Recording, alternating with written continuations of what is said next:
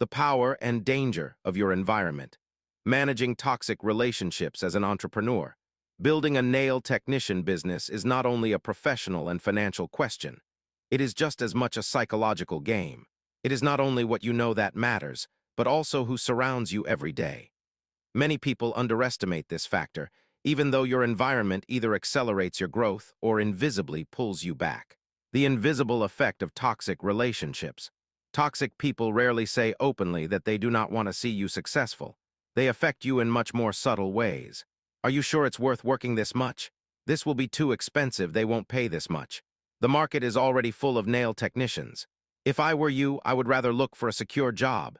These sentences may seem like concern or goodwill at first, but in reality they plant doubt in you. And doubt is one of the most dangerous factors in an entrepreneur's life. Uncertainty is not born from external circumstances, but from what you hear every day. Who can be toxic? It is important to understand. Toxic influence is not tied to position. It does not matter whether the person is a family member, parent, sibling, a friend, a partner, a colleague, someone else in the profession. The common point is not who they are, but how they affect you. Toxic is someone who regularly belittles your goals, questions your decisions, creates fear in you, pushes you towards safety instead of growth, reacts from envy or from their own failures, and most importantly, they do not support you, they hold you back. Why is this dangerous as an entrepreneur? In a nail technician business, every decision depends on you. How much you charge for a set, what kind of client base you build, how much you invest in tools, training, how you communicate. If your environment constantly questions these, you start to underprice yourself, over-explain yourself, please others instead of your clients, delay development. Ultimately, you build a smaller business than you would be capable of. The biggest mistake, you want to prove yourself. Many people fall into the trap of wanting to convince their environment. I will show them. If I become successful, they will accept me. This is understandable but dangerous thinking. Your business is not a tool for proving yourself. If you build it on the recognition of others, you will constantly be dependent on outside feedback. Setting boundaries, the professional attitude.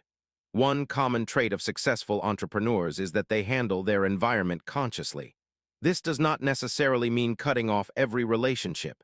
It means more that you do not share everything with everyone.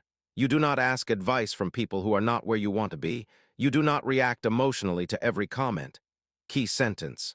I do not need everyone to understand. It is enough if I know what I am doing. Building a conscious environment. Just as you build a client base, you must also build an environment. Look for people who think with an entrepreneurial mindset, want to grow, inspire you, not drag you down, communicate realistically but supportively. This can be another nail technician, a mentor, an online community, participants in trainings. The point, be in an environment where growth is the norm. Additional thought.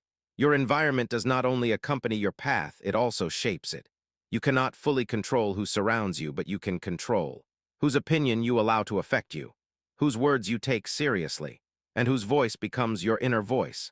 The success of your business does not only depend on your technique, prices, or marketing, but also on whether you protect your own thinking. Because in the end, the one who remains mentally stable wins.